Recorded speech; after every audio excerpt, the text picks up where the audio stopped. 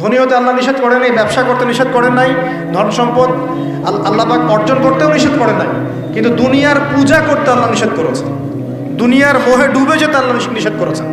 সম্পদ ওসমান রাদিয়াল্লাহু আনহুরও ছিল, কিন্তু সেই সম্পদ তিনি তার প্রয়োজনে যতটুকু লাগতো এতটুকু ব্যয় করতেন, বাকিটা আল্লাহর রাস্তায় ব্যয় করতেন।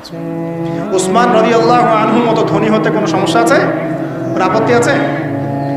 একটা আমল তার জীবনী থেকে পাওয়া যায়, এটা পড়ে আমার কাছে এত নিজেকে এত ছোট মনে হচ্ছে যে কাশ যদি এই আমলটা আমি করতে পারতাম। বলে দেব, চেষ্টা করছি যে করার, আপনারাও করার চেষ্টা করেন।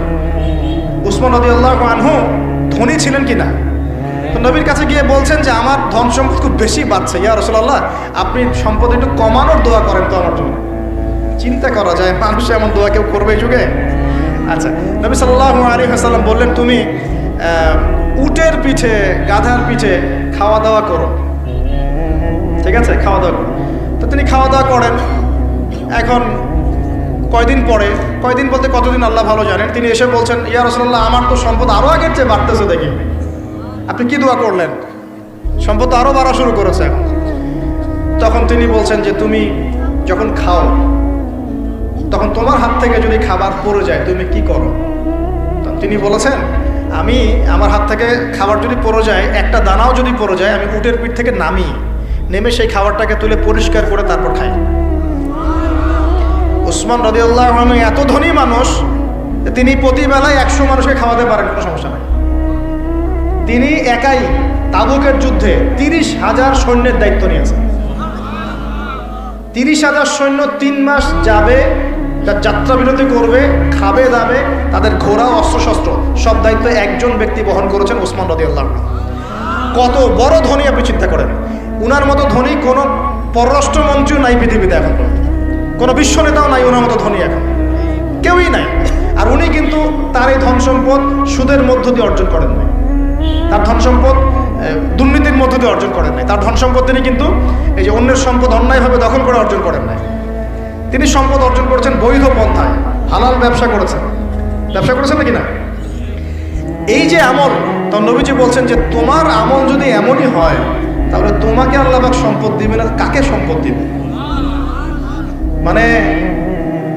তুমি আল্লাহ পাকের যে সম্পদ রিজিকের যে শুকরিয়া আদায় করো, কৃতজ্ঞতা প্রকাশ করো যে আল্লাহ আমাকে ভালোবেসে রিজিকটা দিয়েছেন, আমার হাত থেকে পড়ে গেছে, আমি তুলে খাই। এই যে আল্লাহ পাকের নেয়ামতের প্রতি তোমার যে শ্রদ্ধা, সম্মান, এর শুকরিয়া স্বরূপে আল্লাহ পাক তোমাকে এরকম সচ্ছল বানাই দিচ্ছেন, আর তো কিছু করার নাই। তো উসমান রাদিয়াল্লাহু আনহুর মতো ধনী হতে কোনো সমস্যা আছে? তিনি কৃপণ ছিলেন না, তিনি আল্লাহ পাকের নেয়ামতের শুকরগুজার ছিলেন।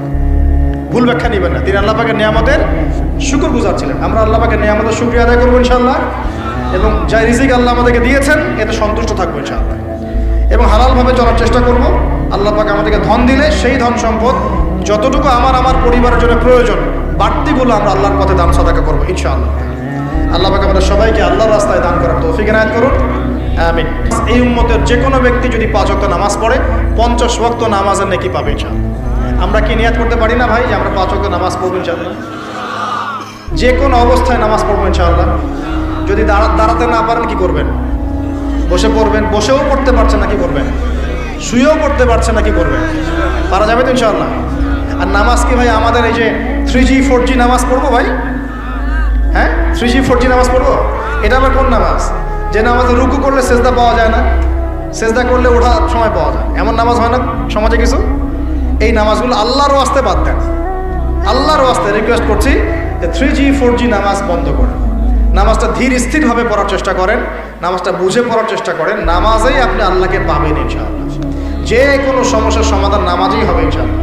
সেজদা লম্বা করেন, সেজদায় বেশি বেশি দোয়া করেন, ইনশাআল্লাহ তাআলা আল্লাহ আপনার দোয়া শুনবেন, আল্লাহ আমার দোয়া শুনবেন ইনশাআল্লাহ। নবী সাল্লাল্লাহু আলাইহি ওয়াসাল্লাম মেরাজের রাতে দ্বিতীয় হাদিয়া নিয়ে আসলেন, সূরা বাকারার শেষের 3টা আয়াত। কয়টা আয়াত ভাই? কয়জনের মুখস্থ আছে? আলহামদুলিল্লাহ। নেকিটা বলি, ফজিলতটা বলি, আপনি যদি রাতের বেলা সূরা বাকারার শেষের 2টা বা 3টা আয়াত পড়েন, সারা রাত তাহাজ্জুদের নামাজ পড়েন, নেকি পাবেন ইনশাআল্লাহ। সারা রাত তাহাজ্জুদ পড়াটা কষ্টের না? কষ্টের কি না?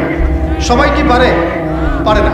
এখন শুধু যদি ঘুমানোর আগে, আপনি আজকে রাত্রে ঘুমানোর আগেই জাস্ট আপনি পড়বেন এই যে লিল্লাহি মা ফিস সামাওয়াতি ওয়া মা ফিল আরদ, এখান থেকে নিয়ে ফানসুরনা আলাল কওমিল কাফিরিন পর্যন্ত, অথবা আমানার রাসূলু বিমা উনজিলা ইলাইক, এখান থেকে নিয়ে ফানসুরনা আলাল কওমিল কাফিরিন পর্যন্ত। শেষে দুইটা বা তিনটা পড়তে বললে বেশি ভালো। এই তিনটা আয়াত যদি পড়ে ফেলেন, পড়ে ঘুমিয়ে যান, ঘুমন্ত অবস্থাতেও তাহাজ্জুদের নেকি পাচ্ছেন। আল্লাহ পাক দিন সহজ করে দিয়েছে, একটু আগ্রহ করে আমল করলেই হয়। আল্লাহ পাক তৌফিক এনায়েত করুন, বলি আমিন।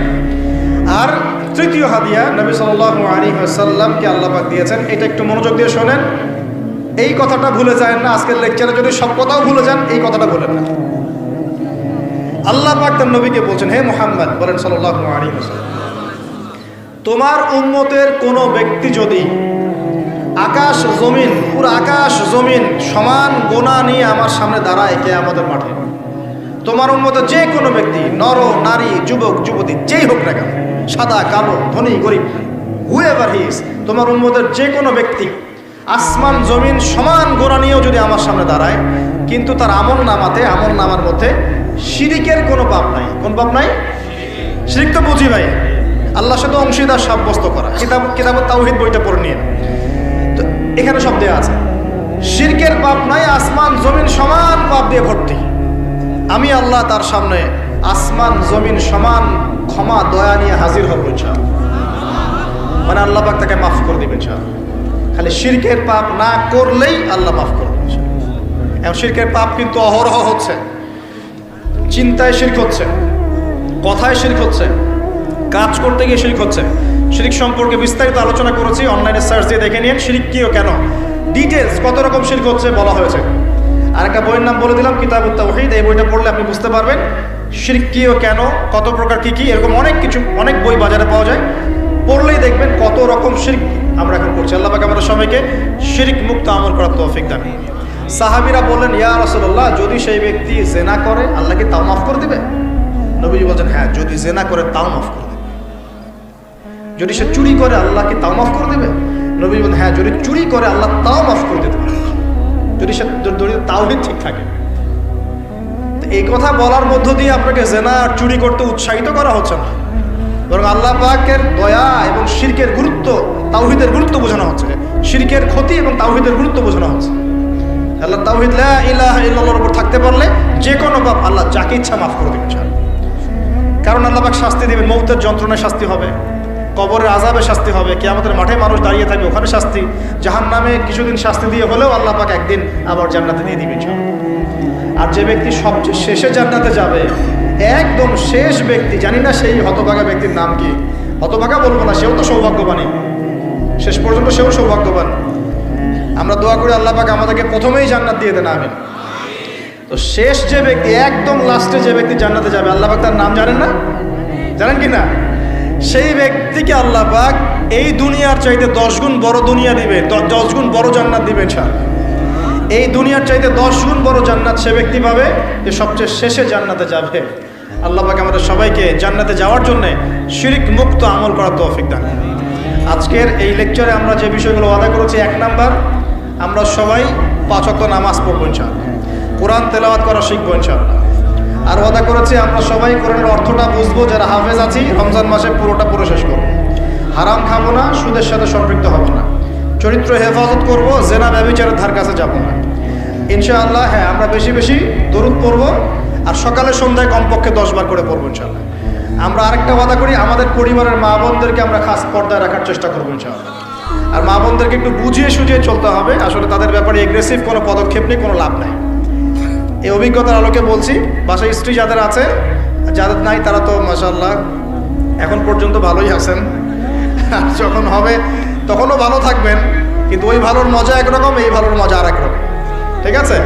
তো মনে রাখবেন যে ধৈর্যের কোনো বিকল্প নাই, ধৈর্যর চেয়ে বড় কোনো গুণ আল্লাহ পাক কাউকে দেন না। এগ্রেসিভ হলেই সমস্যা, মনে রাখবেন পরিবার হয়ে গেলেই আপনাকে রেসপন্সিবিলিটি নেওয়া লাগবে। তখন চামড়া হতে হবে গন্ডারের মতো মোটা, কানের পর্দাও গন্ডারের মতো মোটা হইতে হবে, সব কথা শোনাও যাবে না, সব কথা রিঅ্যাক্ট করা যাবে না, ঠিক আছে? সবর সবর। আর নারীদের ব্যাপারে আল্লাহ রসুল বলে দিয়েছেন, একটু বাঁকা হবে, বুঝিয়ে সুঝিয়ে চলতে হবে। সো তাদের ব্যাপারে কঠোর না হয়ে বুঝিয়ে সুঝিয়ে দিনের দিকে নিয়ে আসেন।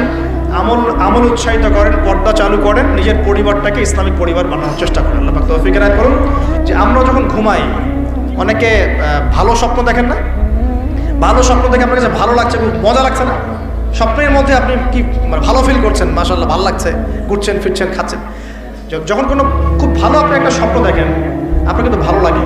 আপনি স্বপ্নে ঘুমন্ত অবস্থাতেই আপনি স্বপ্নে বাস্তবের ফিলিংস পাচ্ছেন, এমন হয় না?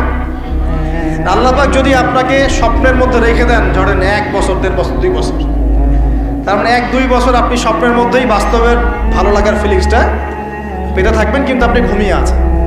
বাইরে থেকে আমি আপনাকে দেখছি যে আপনি ঘুমিয়ে আছেন, কিন্তু আপনি ঘুমন্ত অবস্থাতেও ভালো স্বপ্ন দেখেই ভালো ফিল করছেন।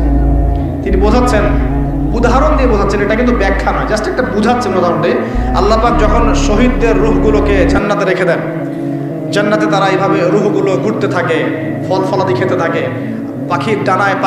পাখির মধ্যে রূহ দিয়ে দেন, সবুজ পাখি, এই পাখি উঠতে থাকে, তারা ভালো ফিল করতে থাকে।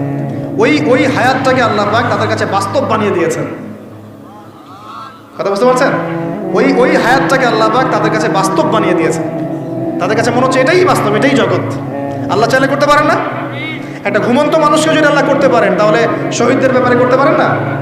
পারেন। আবার ধরেন একজন মানুষ পাপাচারী, আপনি কখনো কখনো স্বপ্ন দেখেছেন, ভয়ের স্বপ্ন, আটকে উঠছেন, শ্বাস বন্ধ হয়ে যাচ্ছে, এমন হয়নি অনেকদিন? দোয়া কালাম মাসনুন দোয়া কালাম তো নাই, সূরা মুলক নাই, সূরা বাকারা শেষের আয়াত নাই, ইত্যাদি নাই, পবিত্রতা নাই, বিছান ছাড়েন না, লাইটস অফ করেন না। আপনার সুন্নত মাফিক তো ঘুমাচ্ছি না। ঘুমানোর কতগুলো সুন্নত জানেন? ঘুমানোরই কত সুন্নত আছে। ইস্তেঞ্জা করতে হয়, ওযু করে আসতে হয়, পারলে মেসওয়াক করে নেয়, বিছান ছাড়তে হয়, বিসমিল্লাহ বলে লাইট অফ করতে হয়, দরজায় খিল দিতে হয়, পাত্র যদি থাকে খাবার পাত্র, পানির পাত্র ঢেকে দিতে হয়, তারপরে পড়তে হয় বিছানায় গিয়ে আয়াতুল কুরসি, সূরা বাকারা শেষের 2-3টা আয়াত, সূরা ফালাক নাস ইখলাস, হাত একত্রিত করে ফু দিয়ে সারা গা মাসাহ করতে হয়। ডান কাত হয়ে আল্লাহুম্মা বিইসমিকা আমুতু আহইয়া বলে এই যে 33 বার সুবহানাল্লাহ, 33 বার আলহামদুলিল্লাহ, 34 বার আল্লাহু আকবার পড়তে পড়তে ঘুমাতে হয়। কয়জন জানে কয়জন ঘুমানোর সুন্নত? ঘুমানোর আগে এখন কানে হেডফোন, ব্লুটুথ, হাবি জাবি এইসব দিয়ে যুবকরা ঘুমাচ্ছে। প্রতিটা কাজ নবীর সুন্নত মতো করার চেষ্টা করবো, আল্লাহ পাক তৌফিক দান করুন। এই যে 9 নম্বর ওয়াদা করেন, জীবনের প্রতিটা কাজ নবীর সুন্নাহ মতো করবেন। রাজি আছেন ইনশাআল্লাহ? একদম চেহারা থেকে শুরু হবে, চুল দাড়ি পোশাক আশাক থেকে শুরু হবে। আল্লাহ পাক যত